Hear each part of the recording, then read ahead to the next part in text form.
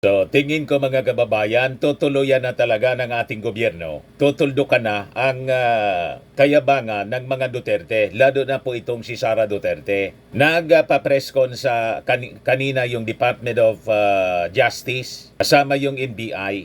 Ipapasamo na nila, mga kababayan, si Sara Duterte dahil sa kanyang pagbabanta na ipapatay yung ating Pangulong Bongbong Marcos, si First Lady Lisa Marcos at saka si Speaker Martin Romualdez. Ang tawag na nga po sa kanya, mastermind, NBI, to summon Sara as mastermind behind assassination threat against PBBM. Ayan po. The National Bureau of Investigation will summon Sara Duterte as part of a government probe into the alleged kill order targeting President Ferdinand Marcos Jr. Sabi po ni Justice Undersecretary Jesse Andres, the investigation niya would proceed immediately and with the full force of the law given the seriousness of the threat against the country's highest official. Pinagmamasdan ko po kanina yung mga pahayag. Una, yung pahayag ng ating Pangulong Bongbong, yung speech sa harap ng mga congressmen ni Speaker Martin. Tutuluyan na talaga po si Sara Duterte. At malamang sa malamang, ito yung tutuldok sa politika ng mga Duterte. Ito na yung tatapos sa politika ng mga Duterte dahil sa kagagawan po, mga kababayan, ni Sara. So sabi mga kababayan ni Andres, ang investigasyon niya na gagawin ng gobyerno ukol sa bagay nito ay agaran. Importante pong malaman kung ano ang mga naging hakbang para kumuha ng serbisyo ng isang mamamatay tao na nagpaplano ng masama sa ating mahal na Pangulo. Gagawin po ng NBI lahat ng hakbang para matunton ang identity nito, kasama ang pag-issue ng subpena kay Vice President Sara na umarap sa NBI para bigyang kaliwanagan ang kanyang mga pananalita. Yan po mga kababayan, si Yusek Hermoines Andres ng DOJ. Pakinggan natin po yung press briefing kanina sa Palasyo Malacanang. Magandang hapon, Malacanang Press Corps, and welcome sa ating press briefing ngayong araw, November 25. Increased security protocols are being implemented to ensure the safety of President Ferdinand R. Marcos Jr. and First Lady Lisa Marcos in light of the death threats against them. Law enforcement agencies are in close coordination while investigating this, as it is a matter of national security.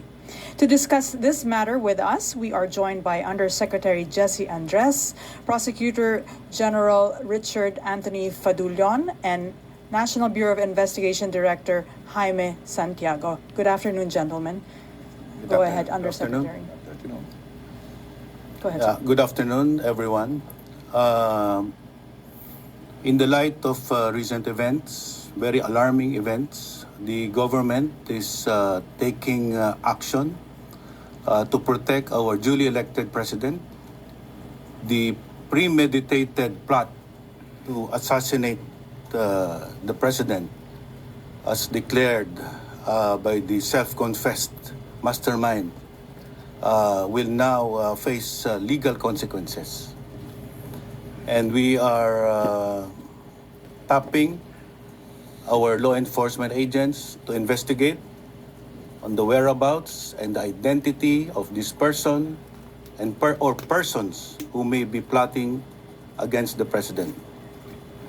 With me this afternoon is the head of the National Bureau of Investigation, who has primary jurisdiction to conduct an investigation whenever a threat to the presidency is made known. And we will use all the resources of government, all law enforcement agents, to find out the identity of this assassin and the legal consequences arising out of this criminal plot will be dealt with the full force of the law.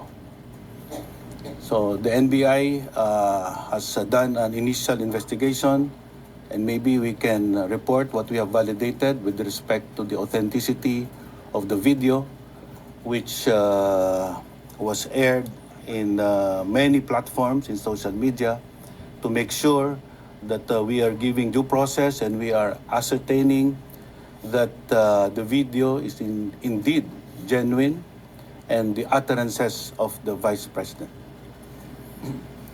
Mr. Director, kindly enlighten the group. Yes, ma'am. Good afternoon po sa inyo, sir. Alam niyo po, mandato ng sa NBI ng ating batas, Republic Act 10867, Director Santiago po, Jaime. 67. May primary jurisdiction po ang NBI to investigate threats on the President down to the Chief Justice. So, hindi po namin to tinetake lightly when we receive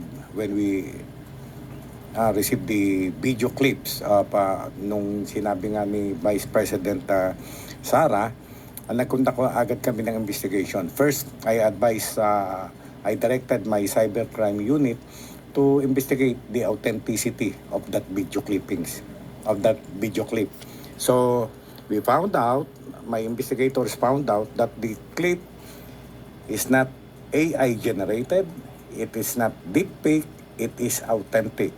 So the next step we do is to write yung platform happen to be na yung FB, Facebook. So we requested na preservation nung clip. So the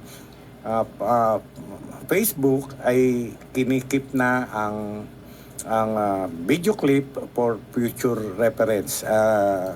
Granted na po yung request namin na naka-save na po yun.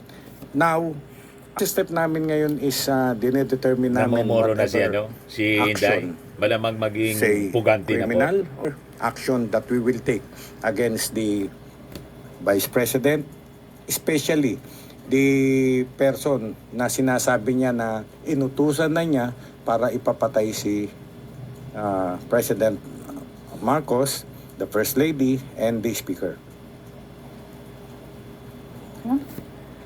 Gagawin ng gobyerno ukol sa bagay na ito ay agad-agaran. Importante hong malaman kung ano ang mga naging hakbang para po kumuha ng serbisyo ng isang mamamatay tao na nagpaplano ng masamang balakin sa ating mahal na Pangulo. At gagawin po ng National Bureau of Investigation ang lahat ng mga hakbang para matuntun ang identity nito, kasama po ang pag-i-issue po ng subpoena kay Vice President Sara na humarap sa NBI para bigyan po ng kaliwanagan ang kanyang mga dahil po diretsuhan niyang sinabi na siya po ay kumuha na ng tao, na siya pong gagawa ng pagpato sa Pangulo, kasama po ang ating First Lady at ang ating Speaker of the House. Hindi po tama pong pananalita na nanggagaling po sa napakataas na opisyalis ng ating bayan. Kailangan po agarang investigasyon at meron po tayong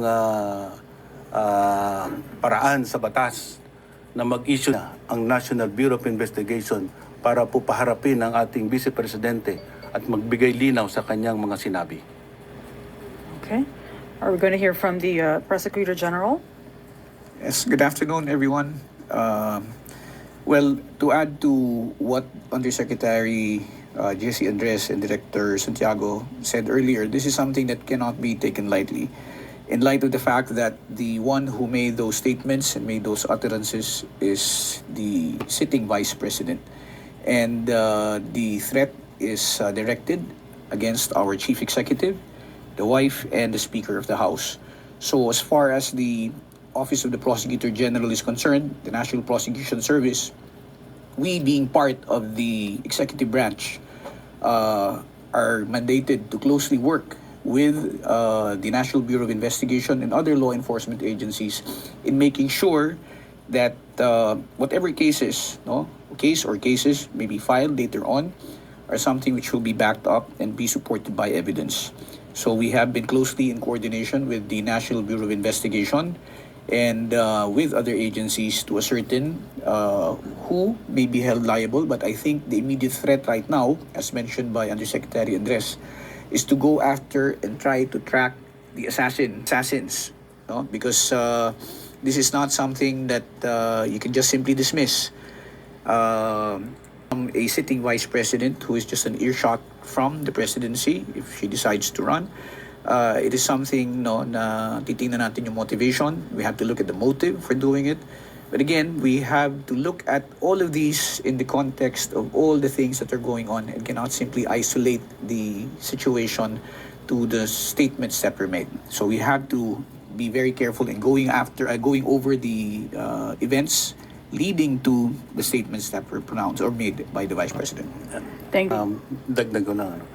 Ang alalahanin na kamakailan lang ay nagbigay din po ng pananalita ang ating Vice President na gusto niyang pugutan ng ulo ang ating Pangulo.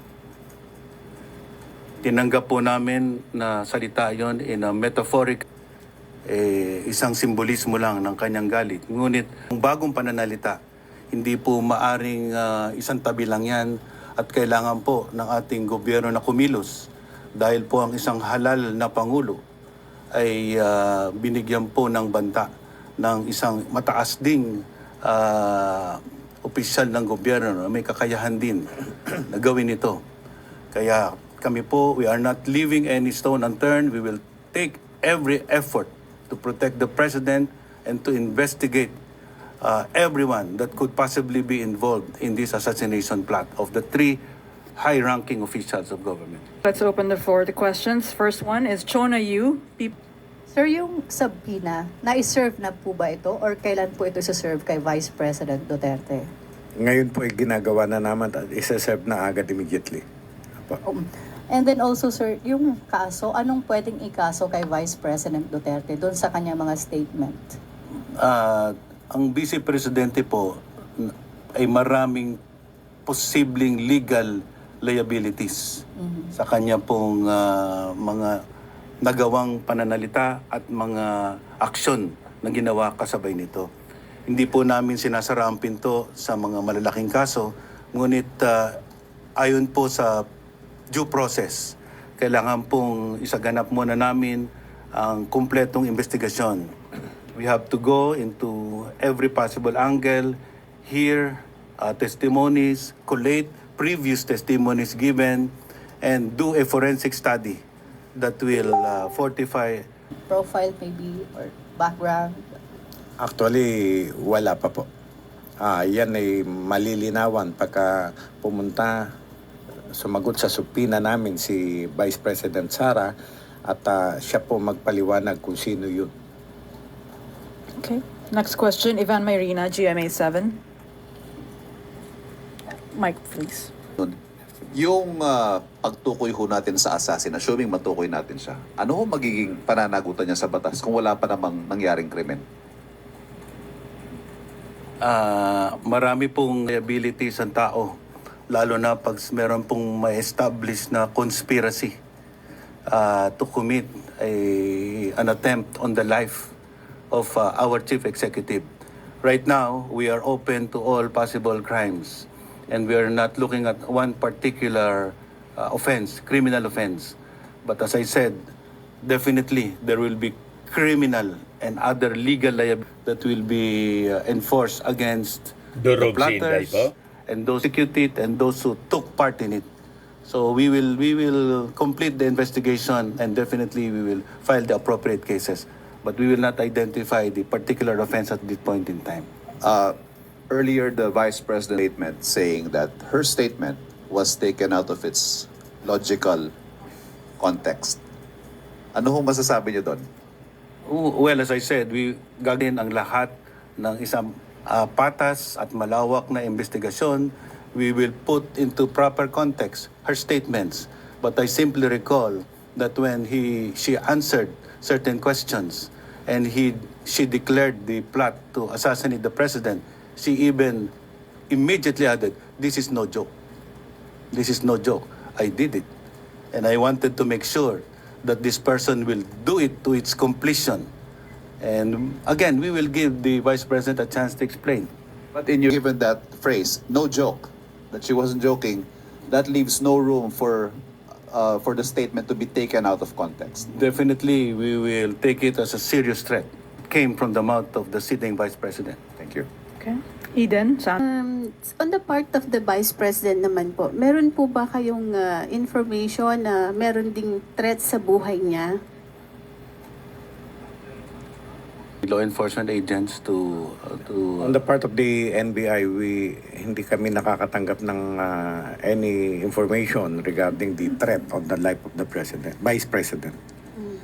Kaya po niya nasabi yon dahil parang gusto rin niyang protektahan yung sarili niya against naman po dun sa planong pagpapatay din sa kanya. Wala po kayong ganong intelligence information? Wala po, sir. Ay, ma'am, wala po. okay. Medinilla, Business Bureau. in answer also to that, as you will observe, everything that is being done is through legal processes and legal proceedings. If ever the Vice President is being held accountable, it is in a legal process. And it is all done within the bounds of the Constitution and the law. Thank you. Sam Medinilla, Business Bureau. Tatanong ko lang po, can the Vice President face possible preventive suspension while the investigation is ongoing? First, the Vice President is not immune from suit. She can be the subject of any criminal, administrative case, and the Ombudsman also has authority to do its duty, to discipline, and to take necessary measures to deliver on its mandate as the investigator of all government, high-ranking government officials. So it is within the authority of the Ombudsman to act on this matter as well.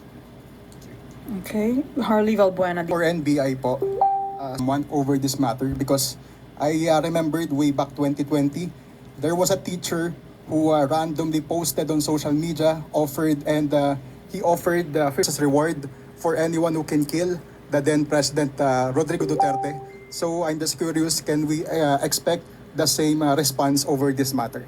Yes, we are case. Actually, it is the NBI who arrested that person, Mr. Romel Mas. He is a school teacher who offered 50 million pesos to kill PRRD. Arestado agad siya, but then later parang parang pinatawad na rin ni PRRD. This time, out of courtesy, masasabi natin, out of courtesy, due process, hindi po namin agad inaresto si Vice President dahil siya ay Vice President, napakataas na opisyal. So we are giving her chance, due process, to answer yung ibinibintang sa kanya. No, this is by way of subpoena, and we will ask her to appear before our office within 5 days from today. Appear siya sa amin, sagutin niya yung aming mga para mabigyan ng pagkakataon ng President. Okay. Yes, two questions. First question is, it's an if, then if this happens to me, then I will do. What's the legal implication of that? If something happens, the statement of Vice President Sara Duterte was, if something happens to me, then I will do this. What's the legal implication of that? The important thing that everyone should understand from those statements is the lack of recourse to legal and judicial remedies. That is what is appalling in this situation, where a high-ranking official would not have recourse to legal and judicial remedies to seek redress. So all of us are governed by the rule of law, and no one is above the law. If there is a need to exact justice for a criminal act, then it has to be through the legal and judicial process. We cannot take the law into our own hands. No one should espouse that kind of thinking. And that is why I strongly believe that that exposes criminal liabilities. Walang Question number kawala two. po.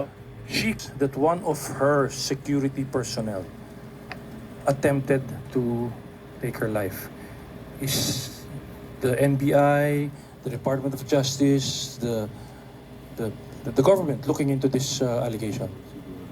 Parang wala kaming natanggap na ganyan na sinabi niya na one of her security aid.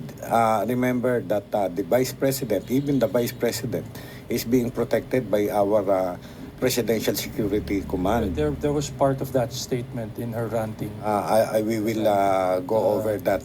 But i-clarify ko lang yung napakadelikado yung sinasabi niya na pag ako namatay. Take note, pag ako namatay. Hindi niya sinabing pag ako napatay. Magkaiba yun, yung mga Tagalog dito, no? Magkaiba yun. Pag ako namatay, paano kung na-overdose siya, nalason siya ng, wala namang kasalanan ng mga agencies, wala namang kasalanan ng president, bakit papapatay niya ang president? No? Kaya, iba yung pag ako napatay, ayan, somebody assassinated her, papapatay niya yung presidente. Magkaiba eh. Pinag-aaralan namin mabuti yung statement niya. Okay. Katrina Domingo, ABS-CBN 2. Vice President Sarat, she also mentioned that former Communications Secretary Harry Roque is already out of the country. Can she also be held liable for withholding knowledge as to where Mr. Roque is? Wala naman. Kung umalis na si Roque, kung hindi naman sila accused pa in a certain crime na mapapagsabihan natin na in conspiracy silang dalawa. Sir, another question. The former president of the IBP mentioned that she has not Canon 1 for lawyers. Will that be grounds for her disbarment? Pwede. Is the government Pero inclined to file yan a disbarment case against her? Ayan, kasama na yan. Yun nga sinabi ni Yusek Andres, lahat ng legal liabilities. Mananagot siya sa lahat ng legal Tatambakan aspect. ng kaso po Sinabi Sarah? pa niya na she is acting as a lawyer for Lopez. And that cannot be done. Hindi siya pwedeng mag-practice. Ang general rule is that public officials cannot practice their profession. No? Pwede yun kung pinapayagan at hindi in conflict sa kanyang opisina. Remember that ang iniimbestigahan ay ang opisina ni BP Sara. Therefore, she cannot act as counsel sa opisina niya na siya ang iniimbestigahan. May conflict. Ganun po yun. Pero yun mga matter na yun, light na lang yun about yung siya being a lawyer. Pero yung utterances niya na pagbabanta, yan ang pinupukpukan namin at siniserious namin na consider. Yeah, we're actually, if I may add, as mentioned earlier, we're looking at all angles and all possible cases. So it's not limited to the filing of possible criminal cases or criminal charges alone, but even violations of the CIPRA, and possibly disbarment case if there are grounds. So yan po ay pinag-aaralan ngayon, pero nabanggit nga kanina, siguro at this point, it would not be prudent to make any disclosures yet as to what possible cases, whether they're criminal or administrative, that will be filed or be considered for filing by the Department of Justice or by the NBI. Sir, can you give us at least a timeline as to when you intend to resolve these investigations? This investigation will be commenced as we speak. At the moment, it has been started even before this press conference. And we will continue to do this until we get to the bottom of it. This is a serious threat, a very, very bad precedent for our country if we will not take legal action on these kinds of threat coming high-ranking official. We have to maintain order in a civilized society by adherence to the rule of law. And we will apply the full strength and force of the law on this matter. Dudurugin po Raquel si Sara Bayan, Radyo Duterte. Pilipinas. Please pass the mic to the back. Good afternoon, sir. Sir, yung mga ganitong pronouncement coming from the Vice President to the President, pwede po ba ito maging grounds for impeachment? Impeachment is a constitutional option that is vested in the House of Representatives to initiate and eventually elevate it into the Senate. It is not within the ambit of our authority to determine whether this should be a ground for impeachment. But I will only say that there are serious violations of the law in these acts. So we will leave it up to Congress to make that determination. Okay, Lefner, RH. Nga may nauna ng pahayag si VP Sara last month na gusto niyang pugutan ng ulo si Presidente, and then now itong kill statement. Clear na po ba yung pattern na may plano laban sa buhay ni PBBM? Maaari po. I-consider po namin yung mga pinagsasabi niya previous and up to this latest declaration ni VP Sara. Afternoon. Aside from the possible charges that you mentioned earlier, are we also looking into filing sedition raps against the Vice President because of the statements she made against the President? Yeah. On our initial study, sedition is a possibility. We are not closing our eyes on other possible criminal offenses, even graver than sedition. But grave threats and sedition are obviously being considered. But we are not making that determination now. As I said, due process warrants that every angle should be investigated. Every party should be given an opportunity to be heard. And in due time, in observance of due process, we will make that determination to file the appropriate case. An actual threat against her. Meron din po ba tayong parang, are we also considering to look into that claim of the Vice President that there is a threat against her life? Is supposed and will protect every citizen of the country. Of course, that includes the Vice President. We have every reason to afford her protection from the law, from lawless elements. And, we are surprised that there is a possibility that there is a threat, and we will give necessary law enforcement agents to make that investigation as well, if you think there is such a threat coming. But as of now, we have not received any formal complaint or request for assistance on that particular matter. But as you saw, as I've been saying, everything that is directed against the Vice President, if she is being held accountable, are being done through legal and constitutional processes. So it is not done extrajudicially. And what is really appalling is the possibility of resorting to extrajudicial measures and exacting justice. That is why we said that this is a very alarming situation, because every public official should be an individual that can be emulated by all to follow. And coming from a high-ranking official, these words are very disturbing. It is not instilling peace, order, and support and defending the Constitution.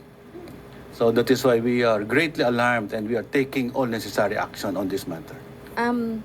I know this is your mandate. May utos man po o wala yung presidente. But we just want to know kung meron po bang personal directive sa inyo si President Marcos? Yung regarding sa investigation. Well, it is our duty to make that on our own, because the mandate of the Department of Justice includes the investigation of crimes. That is why the National Bureau of Investigation has been tasked already and has commenced the complete investigation of this matter. The National Prosecution Service is the arm of government that will develop the case and eventually seek justice, enforce the law through the appropriate criminal case to be filed in court. And we are mobilizing all law enforcement agents, including the Philippine National Police, under the directive of the Secretary of Interior and Local Government, to do their own investigation, so that we will pull all possible information and evidence collated and hold people accountable for this. Sa mga recent po na hearing sa House, nahirapan pong padaluhin ng mga congressman si VP Sara sa mga nakaraan. Pero this time po na magpapadala tayo ng subpoena sa kanya, paano natin siya makakompel na sumagot? And ano pong pwedeng mangyari kung hindi pa rin siya sumagot sa inyong subpoena? gusto namin ay tiyakin, no, that due process is observed at all instances. No? The subpoenas will be issued and she will be given an opportunity to present her side. That's the rationale why we are, or the NBI is going to send the subpoena in the first place. Ngayon, kung hindi siya tumugon, hindi naman po pwedeng tayo ay maghintay hanggang sila ay good and ready. Whatever evidence is in the possession of or will be in the possession of the NBI based on its investigation outside of any statement or any cooperation coming from them is something that we can work on already. Ang sinasabi lang natin is hindi pa pwede na gawin natin ito ng marahas. Kailangan sumunod tayo sa naayon sa batas. At pagkatapos nating sundin to at nabigyan natin sila ng pagkakataon at sila hindi tumugon, wala tayong magagawa kundi patupad ang batas. At sundin ito batay sa ebidensya na hawak natin. Let me just give another perspective that what is on trial here is actually even our justice system. People have always been saying that justice is not fair. It is only leaning in favor of those who have privilege or power. But now we will have the opportunity to show that no one is above the law and that accountability can be exacted from anybody so that people will now really give respect to the law. If we are not able to apply the law to other people who have influence and power, what kind of government can we provide? So that is what is at stake here. I hope people understand that there is nothing personal about this, but things happen because we have to strengthen our institutions. And we will do what is necessary under the Constitution and in accordance with the Constitution. Okay, Alvin Baltasar. Pwede lang pong paki-specify kung ano yung batas na dapat nating ipatupad kung sakali mang hindi tumugon doon sa subpoena si Vice President Sara. Kung hindi po siya tumugon sa subpoena na aming papadala, tulad nga po sinabi ni Yusek Andres at ni PG Padulyon, kung ano yung ebidensya na nandun sa kamay namin, ay we will proceed with it. Ipapile namin yung, kung merong dapat ipile na kaso, ipapile na po namin yun. At remember, pag pinail ng investigating office like NBI, ipapile po yan sa prosecution office. And then the prosecution, the office of the Department of Justice, sila magde-determine whether there is prima facie evidence, may certainty of conviction bago nila ipapile ang case. Sige, may follow-up yata.